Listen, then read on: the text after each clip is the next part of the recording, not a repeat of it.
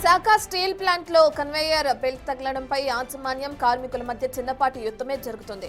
కావాలనే తెంచారని యాజమాన్యం, మాకే అవసరమని కార్మికులు చెబుతుండటంతో కన్వేయర్ బెల్ట్ చుట్టూనే అసలు కథ నడుస్తుంది. కన్వేయర్ బెల్ట్ గత నెలలో 3 సార్లు తెగిపోయింది. బెల్ట్ తెగిపోవడంతో స్టీల్ ప్లాంట్ కార్మికుడు మృతి చెందాడు. అయితే కన్వేయర్ బెల్ట్ తెగిపోలేదు, ఉద్యోగులే కట్ చేశారంటూ స్టీల్ ప్లాంట్ ఉన్నతాధికారులు పోలీసులకు ఫిర్యాదు చేశారు. దాంతో పోలీసులు ఉద్యోగులపై కేసు నమోదు చేశారు. స్టీల్ ప్లాంట్ లోనే కన్వేయర్ బెల్ట్ ను సరిగ్గా నిర్వహణ చేయకుండా ఉద్యోగులపై నిందలు వేస్తున్నారని యూనియన్ నాయకులు ఆగ్రహం వ్యక్తం చేస్తున్నారు.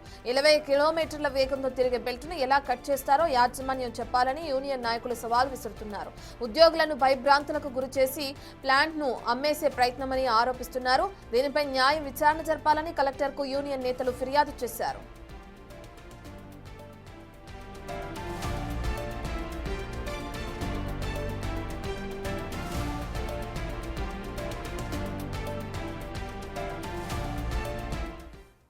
విశాఖ స్టీల్ ప్లాంట్ లో ఏదైతే కన్వేయర్ బెల్ట్ ఉందో అది తెగిపోవడంతో ఇప్పటికి ఎక్కడ ఉన్న యూనియన్ నాయకులను చెప్పుకోవచ్చు, లేదంటే విశాఖ స్టీల్ ప్లాంట్ యాజమాన్యానికి సంబంధించిన ఎవరైతే అధికారులు ఉంటారో వాళ్ళ మధ్య చిన్నపాటి యుద్ధం కొనసాగుతుంది. సంబంధించిన పూర్తి డీటెయిల్స్ అందించడానికి మా ప్రతినిధి రాజు అందుబాటులో ఉన్నారు.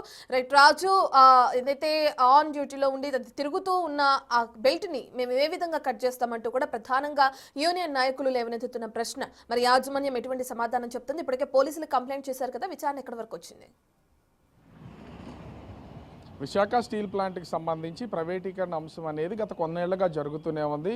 దశలవారీగా స్టీల్ ప్లాంట్లో ఉన్నటువంటి అనేక విభాగాలని ఇప్పటికే ప్రైవేటీకరణ దిశగా తీసుకువెళ్తున్నారు. వివిధ వ్యక్తులకు, వివిధ సంస్థలకు వీటిని ప్రైవేటీకరిస్తున్నటువంటిది అయితే ఇంటర్నల్గా జరిగిపోతుంది.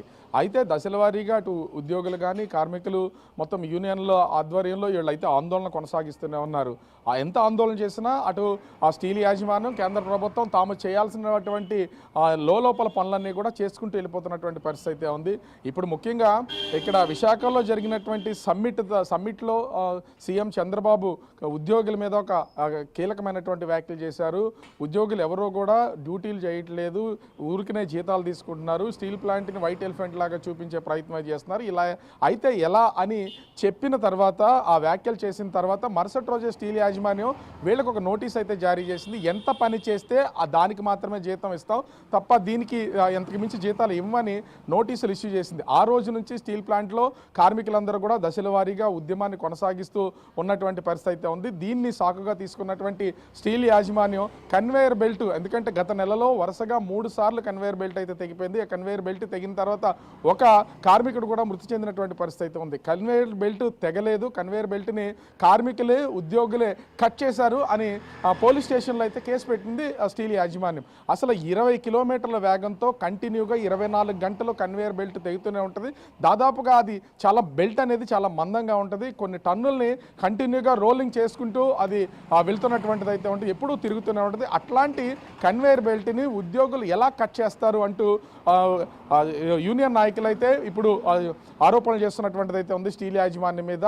ఇక్కడ మెయింటెనెన్స్ సరిగ్గా లేదు, కన్వేయర్ బెల్ట్ మెయింటెనెన్స్ లేదు, స్టీల్ ప్లాంట్లో ఉన్నటువంటి అనేక విభాగాల్లో మెయింటెనెన్స్ లేదు. ఆ మెయింటెనెన్స్ లోపాలు బయటకు రాకుండా ఉండడం కోసం ఈవేళ ఉద్యోగులు ఈ కన్వేయర్ బెల్ట్ని కట్ చేశారని కేసులు పెట్టారు. ఇలా ఎన్ని రోజులు కేసులు పెడతారో మేము చూస్తామంటూ చెప్పి మండిపడుతున్నటువంటి పరిస్థితి అయితే ఉంది. యూనియన్ నాయకులు ముఖ్యంగా 20 కిలోమీటర్ల వేగంతో తిరుగుతున్నటువంటి కన్వేయర్ బెల్ట్ని స్టీల్ యాజమాన్యం ఎవరైనా సరే మేము సవాలు విసురుతున్నాం, వాళ్ళు వచ్చి కట్ చేయండి, కట్ చేస్తే దీంట్లో ఇది ఎలా కట్ అవుద్దో మాకు చూపించడానికి సవాల్ విసురుతున్నటువంటిది అయితే ఉంది. దీని మీద న్యాయ విచారణ చేయాలని జిల్లా కలెక్టర్కి అయితే యూనియన్ నాయకులు ఫిర్యాదు చేశారు. మరి యూనియన్ నాయకుల మీద ఇప్పటికే కేసు నమోదైంది. అదేవిధంగా యూనియన్ నాయకులు కలెక్టర్కి ఫిర్యాదు చేసినటువంటి నేపథ్యంలో దీని మీద ఏ విధమైనటువంటి చర్యలు తీసుకుంటారు, ఇది ఎలా ముందుకెళ్తుంది అనేది మాత్రం వేచి చూడాల్సినటువంటి పరిస్థితి కనిపిస్తుంది. Right, thank you Raju.